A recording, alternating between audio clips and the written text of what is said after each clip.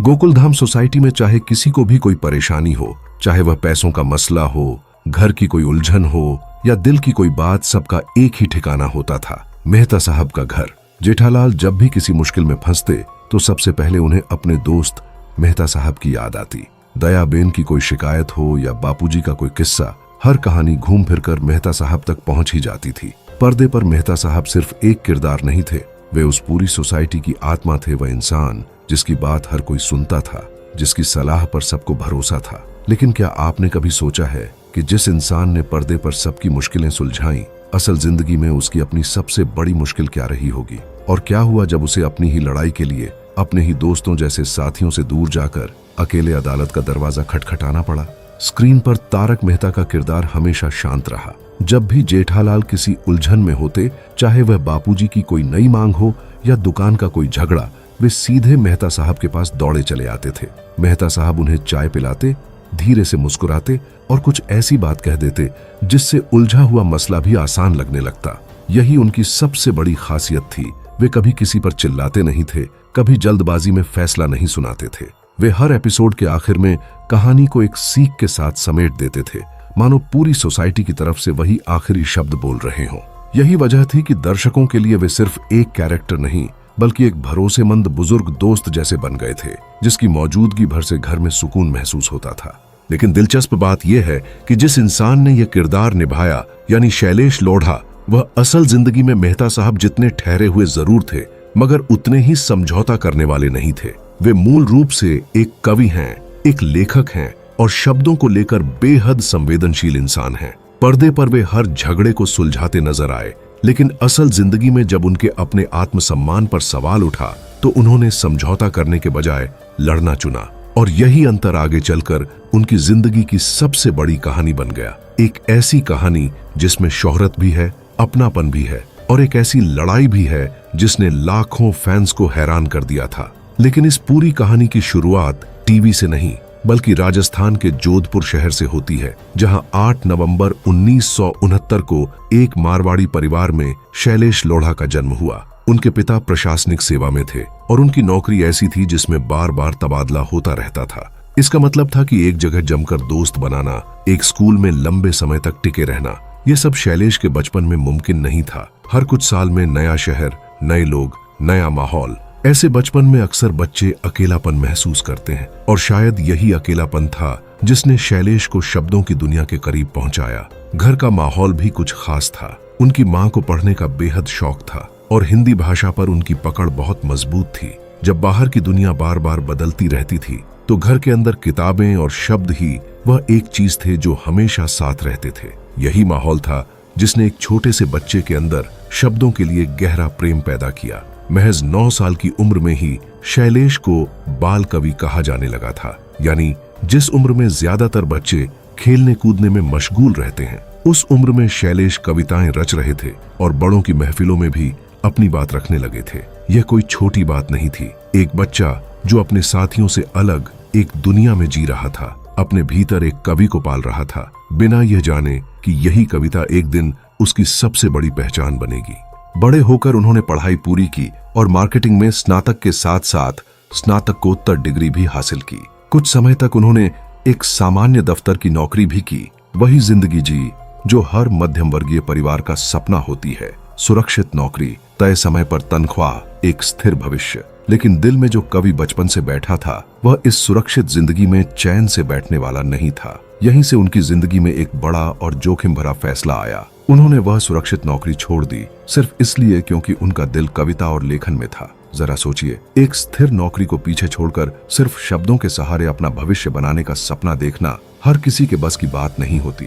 यह फैसला उस दौर में डर भी लाया होगा, अनिश्चितता भी, लेकिन शैलेश ने अपने जुनून को चुना। इसी जुनून के साथ उन्होंने कवि सम्मेलनों में हिस्सा लेना शुरू किया और मंच दर मंच अपनी पहचान बनाने लगे। धीरे धीरे टेलीविजन की दुनिया ने भी उन्हें बुलावा भेजा। श्री अधिकारी ब्रदर्स के एक कविता आधारित शो वाह वाह क्या बात है में उन्हें मौका मिला, जहां उनकी शांत मगर आत्मविश्वास से भरी मौजूदगी ने दर्शकों का ध्यान खींचा। यहीं से लोगों को यह अंदाजा होने लगा कि यह इंसान सिर्फ एक साधारण चेहरा नहीं, बल्कि शब्दों का असली खिलाड़ी है। इसके बाद उन्होंने कॉमेडी सर्कस जैसे लोकप्रिय रियलिटी शो में भी हिस्सा लिया और वहां से होते हुए कॉमेडी का महामुकाबला तक पहुंचे। यह वह दौर था जब शैलेश धीरे धीरे टीवी की दुनिया में अपनी पहचान बना रहे थे। लोग उन्हें पहचानने लगे थे, लेकिन असली मोड़ अब भी आना बाकी था। वह मोड़ जो उनकी पूरी जिंदगी को हमेशा के लिए बदलने वाला था। उस वक्त शायद शैलेश को भी अंदाजा नहीं था कि जल्द ही एक ऐसा किरदार उनकी जिंदगी में आने वाला है जो उन्हें रातों रात करोड़ों घरों का हिस्सा बना देगा। 2008 में एक नया शो शुरू हुआ, तारक मेहता का उल्टा चश्मा, जो लेखक तारक मेहता के मशहूर कॉलम दुनिया ने ऊंधा चश्मा पर आधारित था। इस शो में शैलेश को वह किरदार मिला जो आगे चलकर उनकी पूरी पहचान बन जाने वाला था। खुद तारक मेहता का किरदार, जो कहानी को आगे बढ़ाने वाला नैरेटर भी था और समाज को आईना दिखाने वाला एक सामान्य समझदार इंसान भी।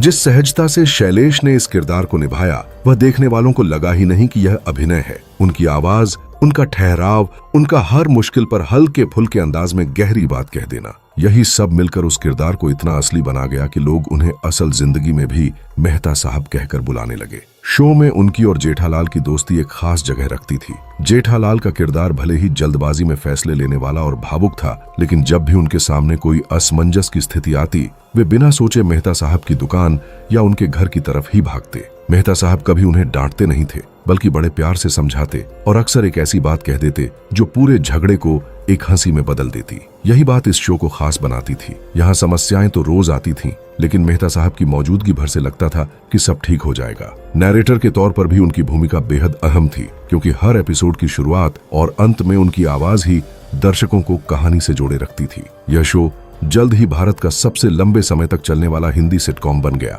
और शैलेश की पहचान अब सिर्फ एक अभिनेता की नहीं, बल्कि करोड़ों घरों के एक भरोसेमंद सदस्य की बन चुकी थी। लोग गली मोहल्लों में उन्हें रोककर उनसे सलाह मांगने लगे थे, मानो वे सच में मेहता साहब हों। बच्चे उनसे मिलकर वैसे ही खुश होते जैसे किसी अपने परिवार के बुजुर्ग से मिल रहे हों। यह वह शोहरत थी जो बहुत कम कलाकारों को नसीब होती है, एक ऐसी पहचान जो पर्दे से निकलकर असल जिंदगी में घुल मिल जाए। लेकिन जिस पहचान ने उन्हें इतनी शोहरत दी, उसी पहचान के साथ एक अनकही कीमत भी जुड़ी थी। 14 साल तक लगातार एक ही किरदार निभाने का मतलब था कि दुनिया अब शैलेश को सिर्फ मेहता साहब के तौर पर ही देखने लगी थी, जबकि उनके अंदर का कवि, उनका लेखक कहीं न कहीं दब सा गया था। जो इंसान कभी 9 साल की उम्र में बाल कवि कहलाता था, अब सिर्फ एक टीवी किरदार के आगे सिमटता जा रहा था। और यहीं से एक ऐसी घटना ने जन्म लिया जिसने आगे चलकर पूरी कहानी का रुख बदल दिया। 2022 में शैलेश को सोनी सब के ही एक और शो गुड नाइट इंडिया में बतौर मेहमान कवि के रूप में बुलाया गया, जहां उन्होंने अपनी एक कविता सुनाई। यह मौका उनके लिए बेहद खास था, क्योंकि यहाँ वे मेहता साहब नहीं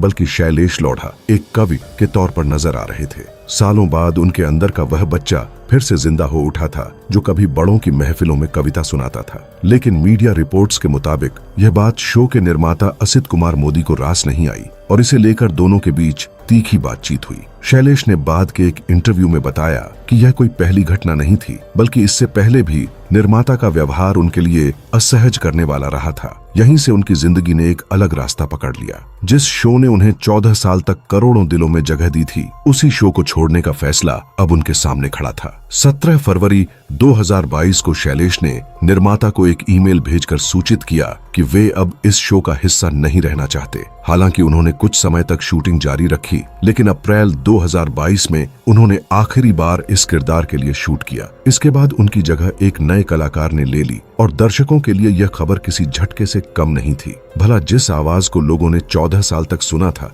जिस चेहरे के साथ पूरी सोसाइटी अपनी शामें बिताती थी, वह अचानक कैसे बदल सकती थी? सोशल मीडिया पर फैंस हैरान थे। कई लोगों को यकीन ही नहीं हो रहा था कि मेहता साहब अब पर्दे पर नजर नहीं आएंगे। लेकिन असली परेशानी अभी शुरू ही हुई थी। शो छोड़ने के बाद भी शैलेश का बकाया भुगतान अटका रहा। शैलेश का कहना था कि यह मामला पैसों का कभी था ही नहीं, बल्कि यह उनके आत्मसम्मान से जुड़ा हुआ मसला था। दूसरी तरफ निर्माता पक्ष का कहना था कि शैलेश ने अपनी औपचारिकताएं पूरी नहीं की थीं, जिसकी वजह से भुगतान में देरी हुई। दोनों पक्षों के बीच यह मतभेद इतना बढ़ गया कि आखिरकार मामला अदालत तक जा पहुंचा।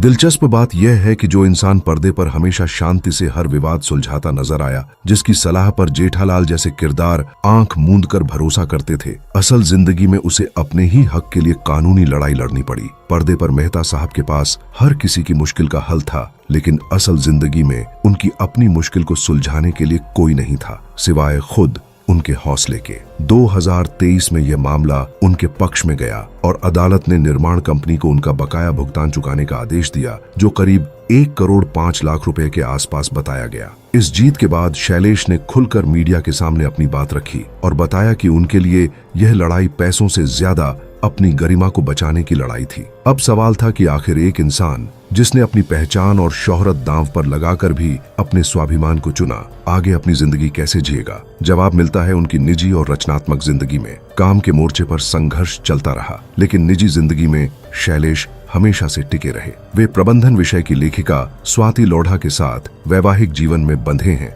और उनकी एक बेटी है जिसका नाम स्वरा है। जिस तरह पर्दे पर मेहता साहब का घर हमेशा सुकून की जगह लगता था, ठीक वैसे ही असल जिंदगी में भी शैलेश का परिवार उनके लिए वह मजबूत नींव रहा जिस पर टिककर उन्होंने यह पूरी लड़ाई लड़ी। लेखन के मोर्चे पर भी वे लगातार सक्रिय रहे। उन्होंने हास्य व्यंग्य पर आधारित किताबें लिखी, अपनी पत्नी के साथ मिलकर एक सेल्फ हेल्प किताब भी लिखी और दिलजले का फेसबुक स्टेटस नाम से एक कविता संग्रह भी प्रकाशित किया, जो एक टूटे हुए दिल की नजर से लिखी गई कविताओं का संकलन है। ये वही कवि था जो कभी 9 साल की उम्र में बाल कवि कहलाया था और 14 साल तक एक किरदार के पीछे दबे रहने के बाद आखिरकार फिर से अपनी असली पहचान के साथ खड़ा हो पाया।